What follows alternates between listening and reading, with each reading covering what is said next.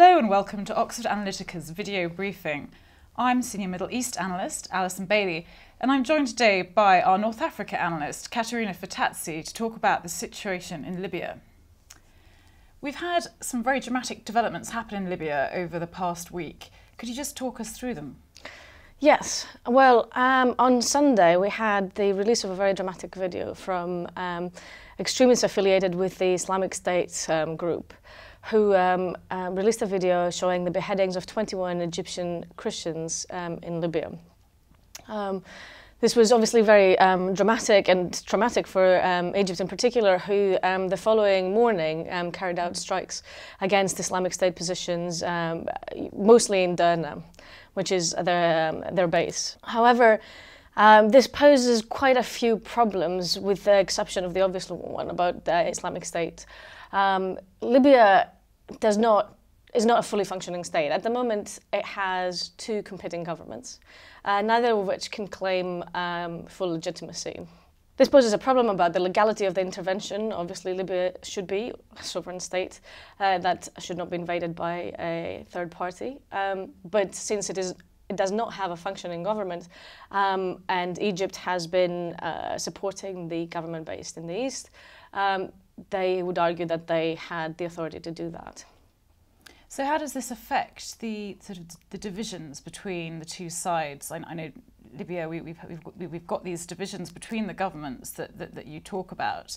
I mean, how will those change now because of this intervention, do you think? So we have two governments at the moment in Libya. One of them is the House of Representatives, based in the east, in the town of Tobruk. This is supported by former or retired General Khalifa Haftar, who began an operation back in May last year to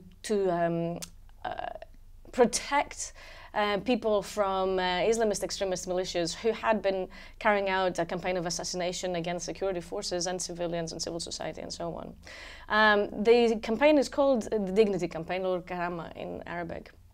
And Haftar and the House of Representatives have been cooperating quite closely, although there are divisions within that camp as well. On the other side, so in Tripoli, we have the bloc that is called Libya Dawn, and they are a assortment of militias from a variety of towns, and includes people who are more Islamist in orientation, but also businessmen from Misrata, the town of Misrata, for example, who would probably laugh if someone described them as Islamists. Now,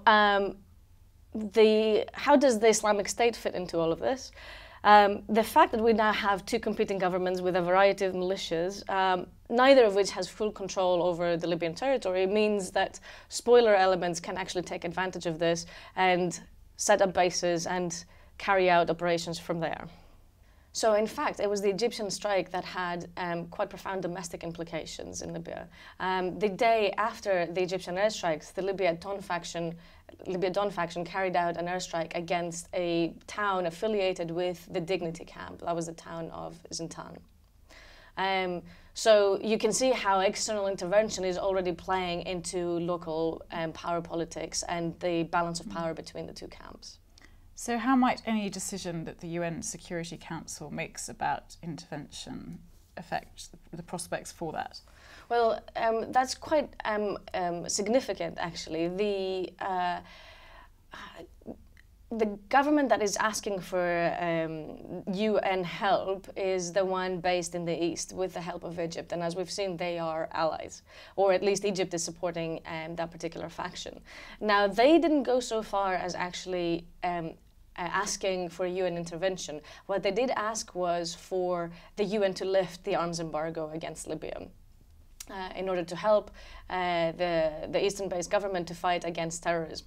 Now, while that might be somewhat true, there is a real risk that actually any weapons that might go their way will actually be used to fight against their rivals, so their opposition, rather than terrorists themselves.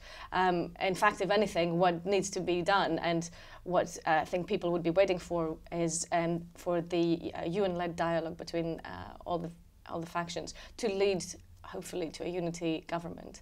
And then perhaps one might be able to see a more unified front against extremist groups such as Islamic State.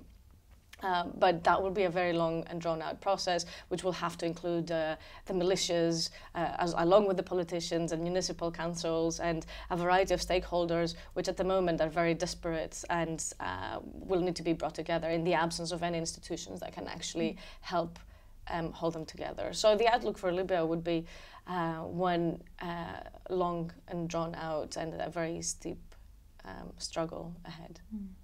So for the medium term, we're really expecting increased volatility and increased intervention by outside forces. Thank you very much, and thank you to you for watching us. And if you want to find out more about our analysis, then please take a look at our website. From Oxford, goodbye.